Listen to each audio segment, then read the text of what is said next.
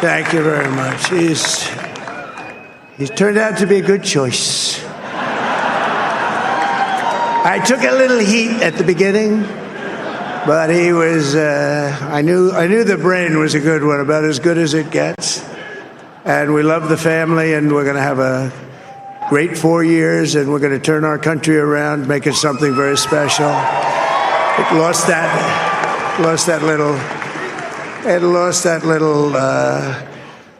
little thing called special. We have to make it so. We're going to make this so great. It's the greatest country, and potentially the greatest country in the world by far. And right now, we're going to just work very hard to get all of that back.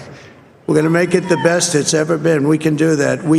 If we had to wait longer, I don't know. It was going bad, and it was going bad fast. We're going to have to seal up those borders, and we're going to have to let people come into our country.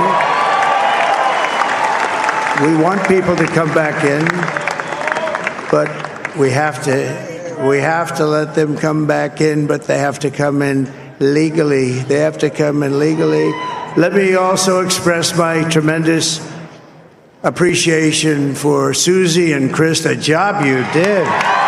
Susie, come here. Come here, Susie. Chris, come here, Chris. Susie likes to stay sort of in the back, let me tell you. The Ice Maiden, we call her the Ice Maiden. Come here, Chris.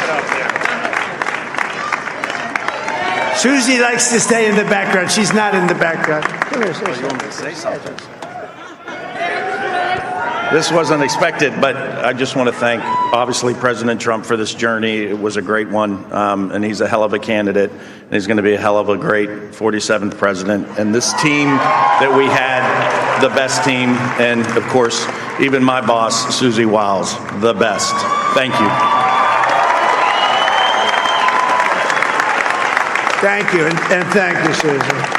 Look at her. I've never seen her be shot before. Susie. They're great. Everybody up here is great. Everybody up here is very special. But the Trump, who did you say?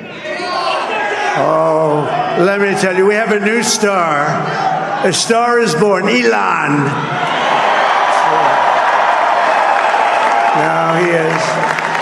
Now he's an amazing guy. We were sitting together tonight. You know, he spent 2 weeks in Philadelphia and different parts of Pennsylvania, campaigning. You know, he sent the rocket up 2 weeks ago, and I saw that rocket, and I saw it coming down. I saw it. When it left, it was beautiful, shiny white. When it came down, it didn't look so pretty. It was going 10,000 miles an hour, and it was burning like hell. I said, what happened to your paint job? He said, we've never made a paint that could withstand that kind of heat. And but I saw it come down and turn around. And it was, it's like 22 stories tall, by the way. It looks a little smaller than that, but it's big. And it came down, and you saw that fire burning. And I'm saying, only Elon can do this. It must be an Elon. And I tell the story. I told it last night. I had a man on the phone. I had the screen muted, no sound. I was talking to a very important man, happens to be here. And that very important guy, one of the most important people in, I would say, the country, actually. But, I was president, and now it looks like I was going to be maybe president again, so I figured I could ask him to hold. So I asked him to hold. And especially because you're going to be president again, they hold. So I took the phone down, and I'm looking at the screen. I'm seeing this crazy thing that's going around and coming down. It looks like it's going to crash into the gantry. And I said, oh, no. And I said, do me a favor, do you mind holding for a couple of minutes? I want to see this. I thought it was a space-age movie or something. I put the phone down. Bad part, I didn't pick it up for 45 minutes, and he was holding. But this spaceship came down, and I saw those engines firing, and it looked like it was over. It was going to smash. And then I saw the fire pour out from the left side, and it put it straight. And it came down so gently, and then it wrapped those arms around it, and it held it. And just like you hold your baby at night, your little baby. And it was a beautiful thing to see. And I called Elon. I said, Elon, was that you? He said, yes, it was. I said, who else can do that? Can Russia do it? No. Can China do it? No. Can the United States do it other than you? No. Nobody can do that. I said, that's why I love you, Elon. That's great. And you know, when we had the tragic Hurricane Helene, and it hit North Carolina, they were really devastated, the water. This was a big water, as big as we've ever seen, water hurricane. It built lakes out of nothing. Fields became lakes, and the danger was unbelievable. And the people from North Carolina came to me and they said, would it be possible, at all possible, for you to speak to Elon Musk? We need Starlink. I said, what's Starlink? It's a form of communication. So I called Elon, and I'll tell you what, he had, and it was very dangerous. People would die. They had no communication. All the wires were down. I called Elon Musk. I said, Elon, you have something called Starlink. Is that right? Yes, I do. What the hell is it? He said, it's a communication system that's very good. I said, Elon, they need it really, really badly in North Carolina. Can you get it? He had that there so fast. It was incredible. So, and it was great. It saved a lot of lives. He saved a lot of lives.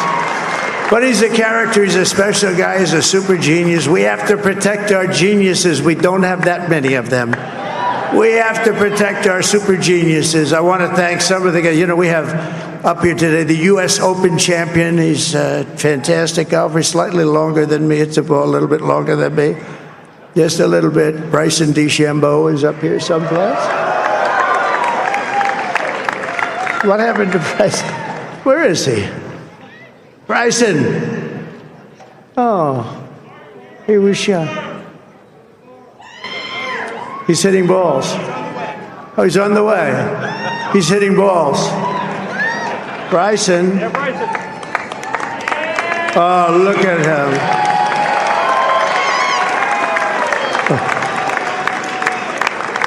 He's got a great career going. Great U.S. Open, Bryson. That's a fantastic job. And we also have a man, Dana White, who has done some job. He's a tough guy.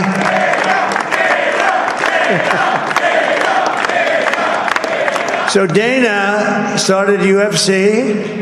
And came to me, do you mind if I use your... Nobody wanted to give him arenas because they said it's a rough sport, a little rough. And I helped him out a little bit, and I went, and they said, this is the roughest sport I've ever seen, but I began to like it, and he loved it, and nobody's done a better job in sports. And you know, he's a very motivational kind of a guy, what he does. He gets these fighters, and they really go at it, and it's become one of the most successful sports enterprises anywhere at any time. It's doing so well. I'd like to ask Dana just to say a couple of words because people love to hear from him. Dana,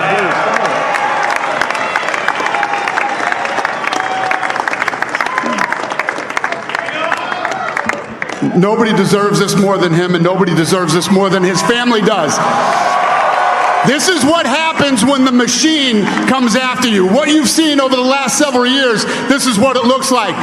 Couldn't stop him. He keeps going forward. He doesn't quit. He's the most resilient, hard-working man I've ever met in my life. His family are incredible people. This is karma, ladies and gentlemen. He deserves this.